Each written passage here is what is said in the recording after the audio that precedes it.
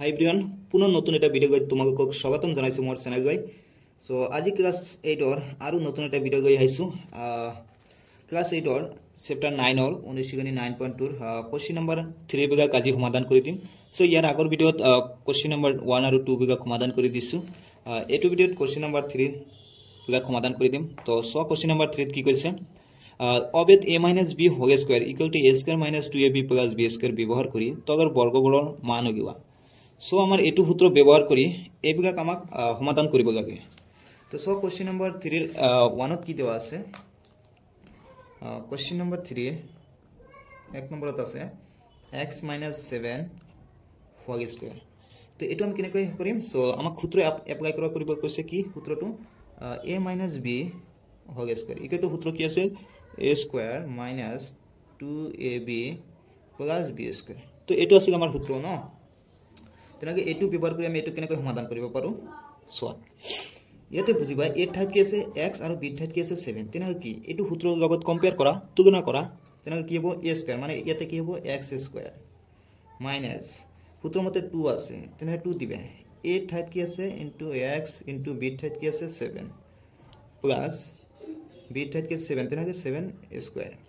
তো এটো সিম্পল কৈ পূৰণ স্কয়াৰ 10 থাকিব x স্কয়াৰ মাইনাস এই দুটা গুণ কৰিবা 2 আৰু 7 গুণ কৰি কিমান হয় 14 লগত কি আছে x প্লাস 7 ক স্কয়ার কৰি কিমান হয় 49 হাত হাত গুণ কিমান হয় 49 নেক্সট 2 নম্বৰটো সলভ কি কৈছে 2 নম্বৰটো আছে 6x - 5 হোল স্কয়াৰ সো এটো আছে 2 নম্বৰ তো এনেকৈ কৰা এতিয়া কি আছে a ঠাইত কি আছে এতিয়া 6x আৰু b ঠাইত আছে 5 তেনে কি হ'ব 6x স্কয়ার - 2 6x * 5 প্লাস কি হ'ব 5 সো এটো সূত্ৰৰ আগত জাস্ট কম্পেয়াৰ কৰিবা ন এটো যেনেকৈ আছে এনেকৈ জাস্ট বহাই দিবা এতিয়া 28 ঠাইত 6x আৰু b ঠাইত কি আছে 5 এনেকৈ বহাই দিছে এতিয়া স্কয়াৰ ভাঙি দিয়া 6 ক স্কয়াৰ কৰি কিমান হয় 6 গুণ কিমান হয় 36 আৰু x ক স্কয়াৰ কৰি x স্কয়াৰ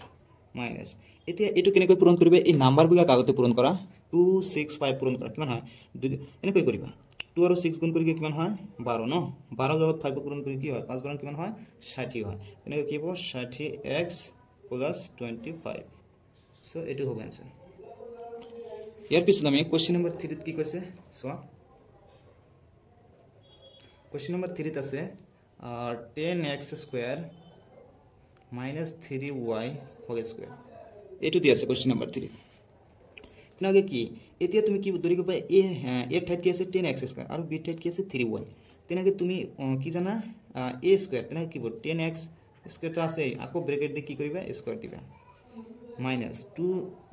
সূত্র মতে কি হবে 2 এটা হবে ইনটু x x এর ঠাইত কি 10x স্কয়ার তার পিছত ইনটু কি আছে b ন b ঠাইত কি আছে 3y প্লাস কি হ'ব 3y স্কয়ার 3y স্কয়ার হৈ গল আমি সূত্ৰৰ মতে বহাই দিছো এতিয়া আমি জাস্ট পূৰণ বিভাগ কৰিম 10 যদি আমি স্কয়াৰ কৰো কিমান হয় 100 সো এনেকৈ বহাই দিম আৰু x এৰ পাওয়াৰ 2 আকৌ কি আছে পাওয়াৰ 2 তেনকে পাওয়াৰৰ ওপৰ পাওয়াৰ 2 যদি থাকে তেনকে কি হয় পাওয়াৰ বিভাগ পূৰণ হয় তেনকে কি হ'ব x এর পাওয়ার 2 দুগুণ কিমান হয় 4 হ'ব মাইনাস এটো কেনেকৈ কৰিব আগতে নাম্বাৰ বিভাগ পূৰণ কৰিব হ্যাঁ নাম্বাৰ কি আছে 2 আৰু 10 তেনকে কি হ'ব 2 গুণ কিমান হয় 2 গুণ 20 আৰু 20 এৰ লগত যদি আমি 3 গুণ কৰো কিমান হ'ব 60 তেনকে 60 আৰু কি আছে x স্কয়ার y হৈ গল প্লাস এটো কে স্কয়ার ভাঙি দিয়া 3 যদি স্কয়ার কৰো কি হ'ব 9 আৰু y কে স্কয়াৰ কৰি কি হ'ব y স্কয়াৰ বাস হৈ গল এটো হ'ব কোশ্চেন নম্বৰ 3 নেক্সট হ'ব কোশ্চেন নম্বৰ 4 ত কি আছে কোশ্চেন নম্বৰ 4 কি কৈছে p square - q square whole square এটো আছে তো এটো আমি কেনেকৈ কৰিম একেই সূত্ৰ কৈছে তেনকে কি হ'ব p to স্কয়াৰ আছে ন তেনকে আৰু কি হ'ব স্কয়াৰ হ'ব সূত্ৰ মতে আমাৰ মাইনাস 2 e q প্লাস কি হ'ব q স্কয়ার আকৌ স্কয়ার হ'ব সো বুজি আছে না মই কি কৰি আছো তেনকে এই সূত্ৰ আছে ন a - b হোল স্কয়াৰ সূত্ৰ মতে মই জাস্ট কৰি আছো তেনকে ইয়াতে কি হ'ব p স্কয়ার আছে ন পাওয়ার 2 হৈ যাব আকৌ -2 কি হ'ব x ঠাইত কি আছে এতিয়া সরি a ঠাইত কি আছে এতিয়া p স্কয়ার b ঠাইত কি আছে q স্কয়ার এটো বহাই দিছো প্লাস কি হ'ব b স্কয়ার ন তেনকে কি হ'ব q তো আছে ন আৰু পাওয়ার 2 কি যাব স্কয়ার হৈ যাব এটো এতে ভাঙি দিম পি পাওয়ার উপর পাওয়ার থেকে কি হয় পাওয়ার বিভাগ পূরণ হয় তাহলে পি পাওয়ার কি নেব 4 minus 2 p square q square plus কি হবো কিউর পাওয়ার 4 সো এটু आंसर হবো সো বুঝিছ না নাই তোমাকে কবা কমেন্ট করিবা বুঝি আছে না নাই নেক্সট কি আছে কোশ্চেন নাম্বার 5 সাম এতিয়া কি আছে কোশ্চেন নাম্বার 5 ত দেওয়া আছে a square x minus ax square bracket whole square তো এটু দেওয়া আছে তো এটু আমি কেনেকৈ প্ৰথমটো a ধৰিম আৰু তাৰ পিছটো b ধৰিম তো a আৰু b ধৰি এটু আমি সমাধান কৰিম তো চাবা তাহলে কি হ'ব a square x d bracket the square দিবা minus 2 into a square x এনে থাকিব into কি হ'ব ax square মানে এটু a এটু b ধৰিছো ন সূত্ৰৰ মতে বহাই দিছো প্লাস কি হ'ব ax square দি আকৌ ব্রেকেট দিম মানে b square ন এটু এতিয়া ভাঙি দিম ভাঙি দিলে কি হ'ব a square ন আকৌ পাওয়ার স্কয়ার তেনে কি হ'ব a এর পাওয়ার 4 আৰু x স্কয়াৰ কি হ'ব x স্কয়াৰ হৈ গল মাইনাস 2 ইয়াতে a স্কয়াৰ আৰু ইয়াতে কি আছে এটা তেনে কি হ'ব a এৰ পাওয়াৰ 3 হ'ব a এৰ পাওয়াৰ 3 আৰু x এটা ইয়াতে x দুটা তেনে কি x এর পাওয়ার 3 হ'ব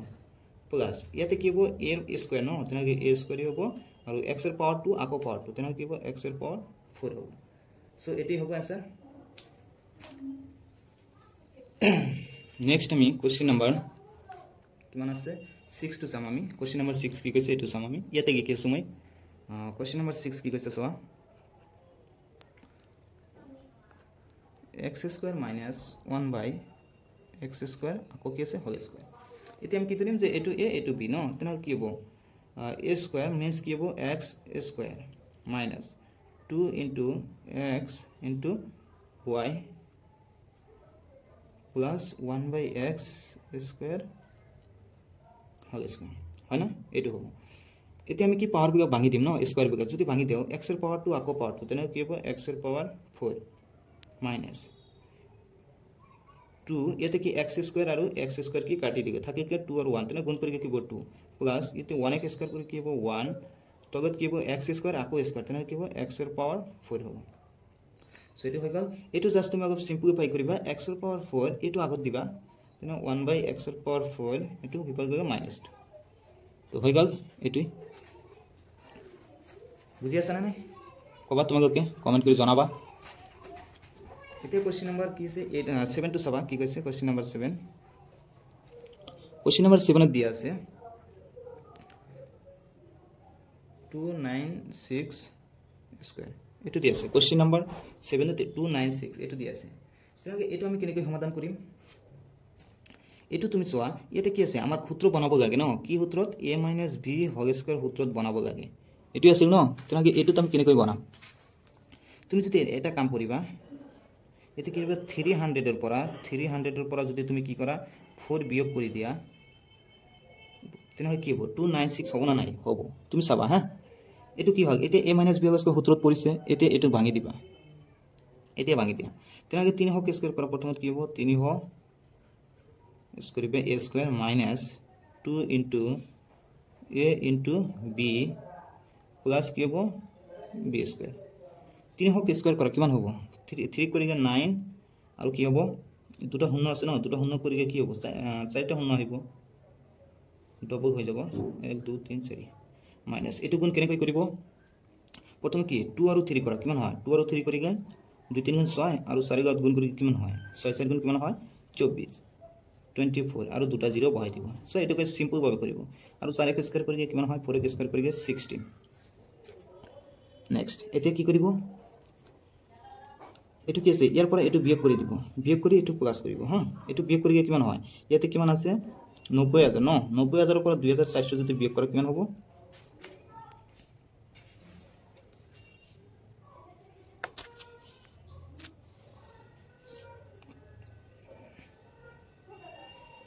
876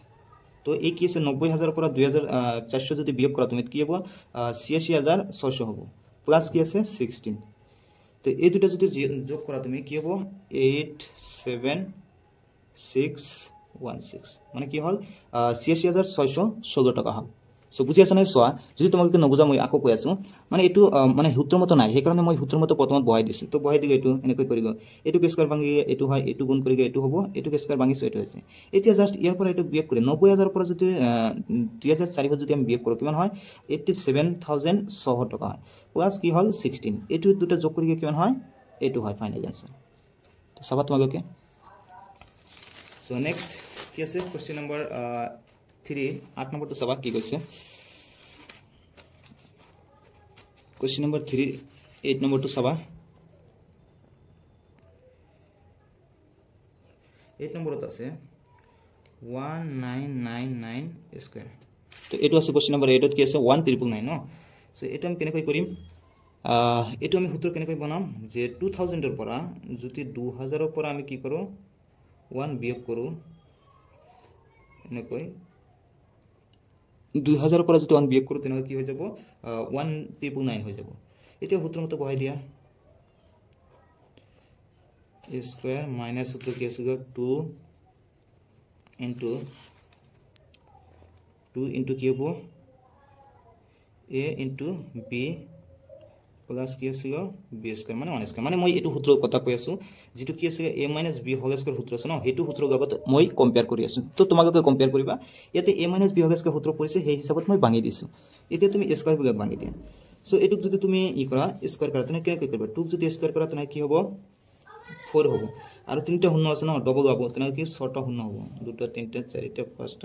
5টা 6টা শূন্য হ'ব মাইনাস এটু কি হ'ব 2 4 আৰু কি 3টা শূন্য প্লাস 1 ইয়াতে কি কৈছে সোয়া 3টা শূন্য 6টা শূন্য ন তো এটুৰ পৰা আমাক কি এটু বিয়োগ কৰিব লাগে বিয়োগ কৰি আমাক কি কৰিব লাগে 1 যোগ কৰিব লাগে ন তো এটুৰ পৰা তুমি এটু বিয়োগ কৰা ন কিমান হ'ব 3939600 সো এটু হৈ যাব এটুৰ পৰা যদি মই এটু বিয়োগ কৰো তেনে এটু হ'ব প্লাস কি আছে 1 ন আৰু এই দুটা যোগ কৰোঁ কি হ'ব 3999600 হ'ব সো এটাই হ'ব তো তোমালোকে চাবা যোগ কৰি হ্যাঁ যোগ বিয়োগটো তোমালোকে ভালকৈ চাবা মই এটু কৰি দিও সো কেনেকৈ লাগে ভিডিওটো যদি ভাল লাগে তেনে ভিডিওটো এটা লাইক কমেন্ট কৰিবা আৰু যদি মোৰ চেনেলত নতুন হোৱা তেনে চেনেলটো সাবস্ক্ৰাইব কৰি বেল আইকনটো অন কৰি ৰাখিবা থ্যাংক ইউ